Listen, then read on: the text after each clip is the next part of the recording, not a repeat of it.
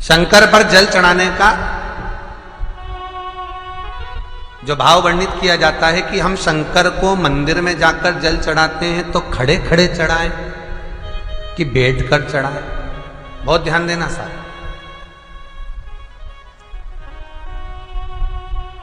शंकर में मंदिर में जाकर हम भगवान शंकर को जल चढ़ाएं तो खड़े होकर चढ़ाएं कि बैठकर चढ़ाएं। अब दो तरह का शिवलिंग है मंदिरों में, दो तरह का शिवलिंग का निर्माण होता है, ठीक है। एक विष्णु शिवलिंग, एक शक्ति पार्वती शिवलिंग।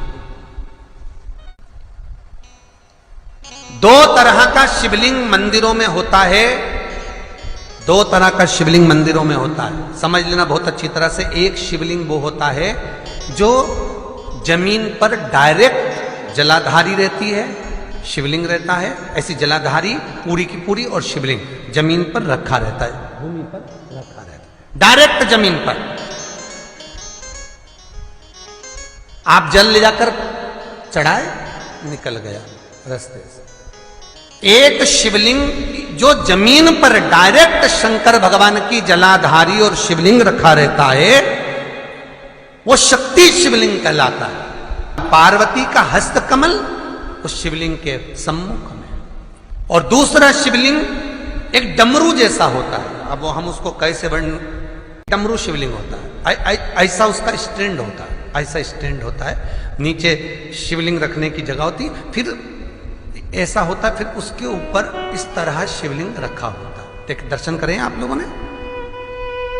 अब फिर इसके ऊपर शंकर भगवान का शिवलिंग रखा होता है, ठीक है। इस तरह का जो शिवलिंग होता है, एक डायरेक्ट नीचे रखा हुआ शिवलिंग, और एक भगवान जो नीचे डमरू जैसी आकृति होती है, इस पे जो डमरू जैसा जो भाग बना होता है, ये भगवान विष्णु का हस्तकमल है, और ऊपर का जो भाग है वो भगवान ब्रह्मा का हस्तकमल है। इसको विष्णु शिवलिंग कहते हैं।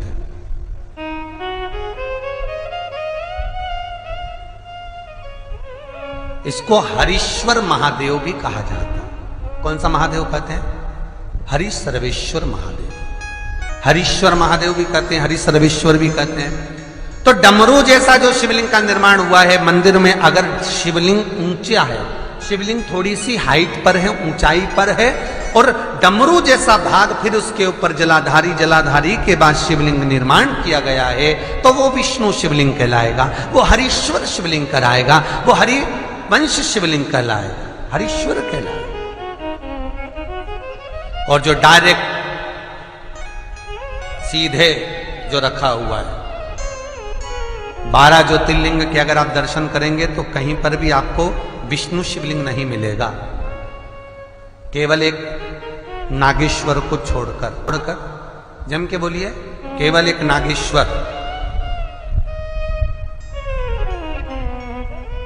नागेश्वर को छोड़कर बाकी के जितने 12 ज्योतिर्लिंग में शिवलिंग के दर्शन करोगे सब शक्ति शिवलिंग मिलेंगे, सब जमीन पर। आप जितने भी देखेंगे, काशी का देखेंगे, महाकालेश्वर देखेंगे, तो डायरेक्ट जमीन पर जलाधारी बनी है महाकाल बाबा की, डायरेक्ट जमीन पर बनी है, कोई ऊंचाई नहीं है, डायरेक्ट जमीन पर फिर शिवलिंग है। ओमकारेश्वर देख लीजिए, ममलेश्वर देख लीजिए, आप चाहें तो विश्वनाथ देख लीजिए, डायरेक्ट जमीन पर। सोमनाथ देख लीजिए, डायरेक्ट जमीन पर। केदारेश्वर देख लीजिए, डायरेक्ट जमीन पर। भीमाशंकर, वैद्यनाथ, डायरेक्ट। आप वैद्यनाथ जी के लाइव प्रसारण कभी चालू कर देखना, डायरेक्ट जमीन पर, डायरेक्ट।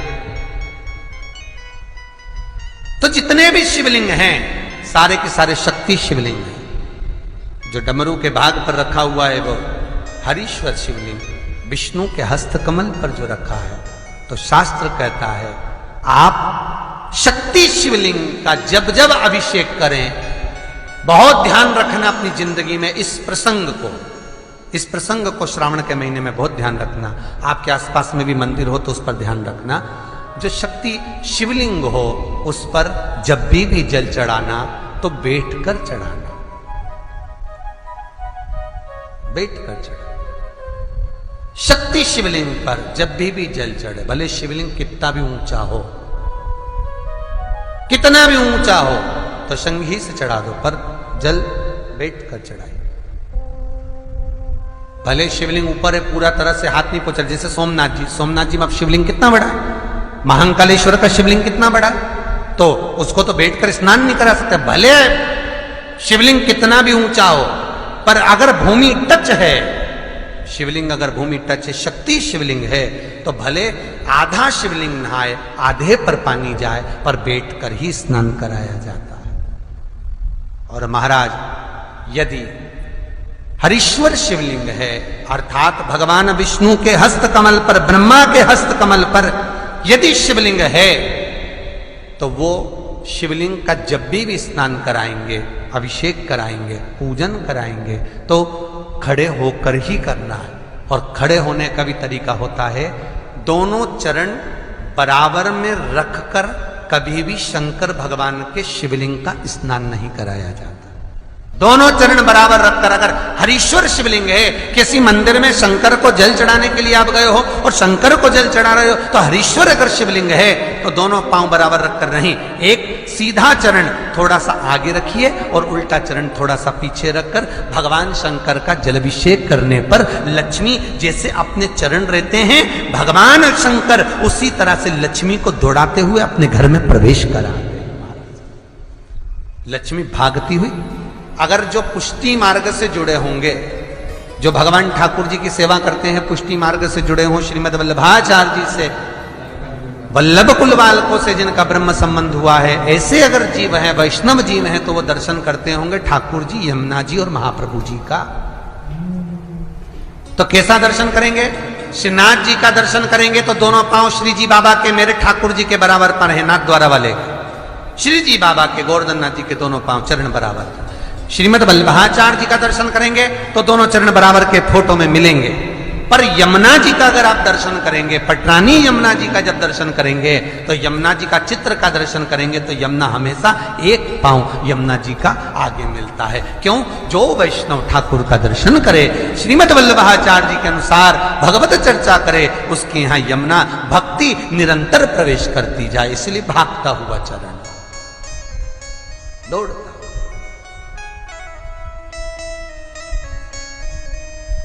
दौड़ता। तो शंकर भगवान का अगर हरीश्वर शिवलिंग है, कहीं शिवलिंग डमरू आकृति पर, अगर ऊंचाई पर है, हरीश्वर है, तो फिर जल खड़े होकर चढ़ाए, चरण आगे पीछे। बहुत ध्यान देना महाराज, हरीश्वर शिवलिंग का वर्णन किया महाराज। बहुत सुंदर बात कही है, बहुत ध्यान से सुनिएगा।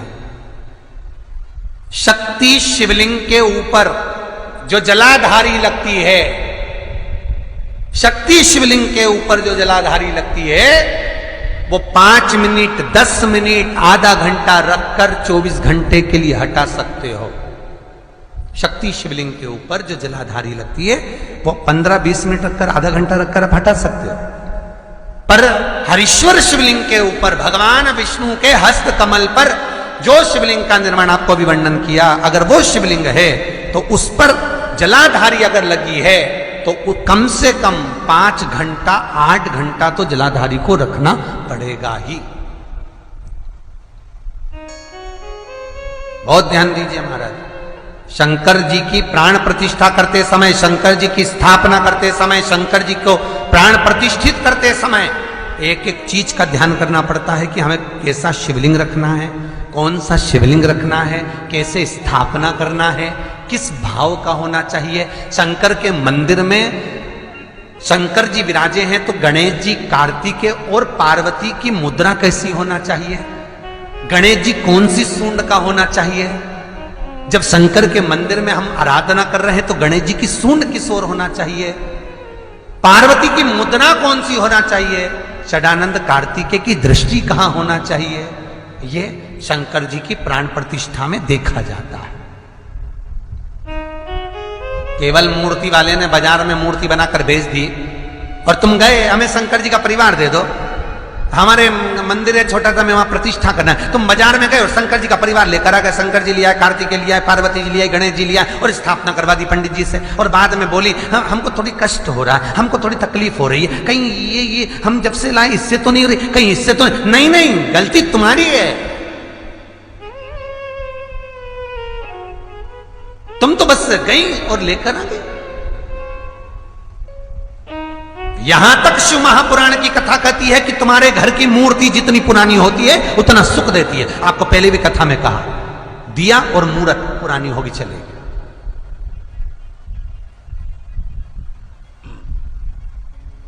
पुरानी